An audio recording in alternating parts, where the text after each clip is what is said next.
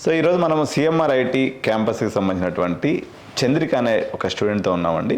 తన యొక్క టెస్టిమోనియల్ చూద్దాం మనం.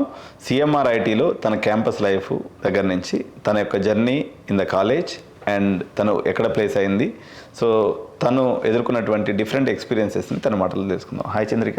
Hi sir. సో ఏ ఇయర్ అమ్మా నువ్వు జాయినింగ్ ఇయర్? 2022 సార్. 2020. ఎంత వచ్చింది నీకు EAMCET rank? 60,000. Okay.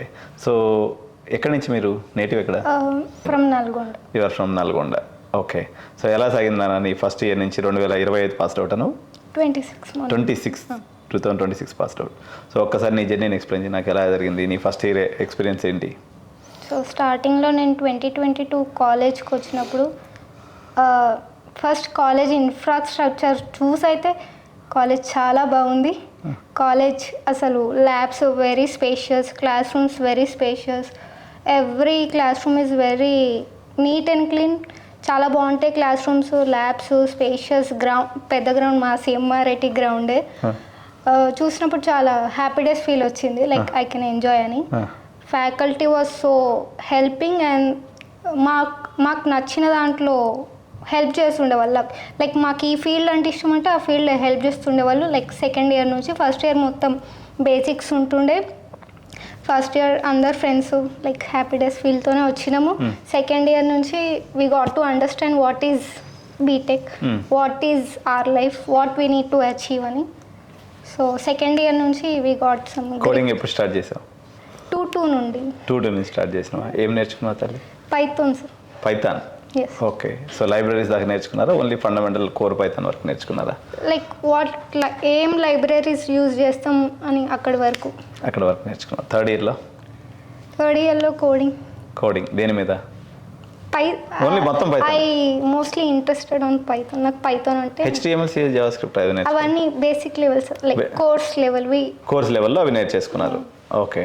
So campus ప్లేస్మెంట్స్కి దేనికి ప్రిపేర్ అయినావు? ఎన్ని ఇంటర్వ్యూస్ అటెండ్ అయినాయి? ఎన్ని కంపెనీస్ మీ దగ్గరికి వచ్చినాయి? చాలా కంపెనీస్ చాలా వరకు వచ్చాయి, కానీ నేను సెకండ్ కంపెనీలో ప్లేస్ అయినా కాబట్టి. సో ఓన్లీ 1 స్టూడెంట్ 1 ఆఫర్ లెక్కలో నువ్వు సెకండ్ జూనియర్లో క్యాప్జెమినీకి ఫిక్స్ అయిపోయినావు, అంతేనా? ఎక్కడ వచ్చింది నీకు? క్యాప్జెమినీ. ఓకే. సో ఒకే ఆఫర్ తర్వాత పోయింటే ఇంకా ఎక్కువ ప్యాకేజ్ పడి ఉండేదేమో నీకు కదా, మిస్ అయిపోయినావు కదా. ఫస్ట్ వచ్చినందుకు లక్కీ ఫీల్ అవ్వాలో లేదు. మార్కెట్ బాగాలేదు లేరా, వచ్చిందంతా హ్యాపీ. ఓకే. ఏంటి నెక్స్ట్ ప్లాన్స్ మరి? ఎప్పుడు ఉండొచ్చు జాయినింగ్ మీది? లైక్ 6 months అనుకుంటున్నాను. అవునా? సో మీ క్యాంపస్లో ఓన్లీ కోడింగ్ పంచాయతీనా? కల్చరల్ యాక్టివిటీస్ కూడా పర్లేదు, మస్తు ఎంజాయ్ చేస్తున్నా? హాస్టల్లో నేను పార్టిసిపేట్ చేయలేదు, కానీ we have many cultural activities. Like I'm like కాలేజ్కి వెళ్ళినామా, గుడ్ గర్ల్ అన్నట్టు అటెండెన్స్ తీసుకున్నాము, సబ్జెక్ట్ విన్నాము, వచ్చేసాము. But dance, sports kabaddi, cricket, NSS national level వరకు వెళ్ళారు. అన్న రాష్ట్రపతి నుంచి సర్టిఫికేట్ తీసుకున్నారు సిఎంఆర్ ఐటీ స్టూడెంట్. అవునా? సో NSS క్యాంపస్ హాస్టల్లో బయట ఉన్నాను. Day scholar. Day scholar. Daily బస్సులో వచ్చేదాన్ని. ఎంతసేపు పడేది జర్నీ? ఎక్కడ ఉండేవాళ్ళు మీరు? 1 hour. 1 hour జర్నీనా? ఓకే. సో బస్ జర్నీ అంతా హ్యాపీగానే ఉండేదా లేకపోతే బోర్ కొట్టేదా? It was worth waiting for the buses.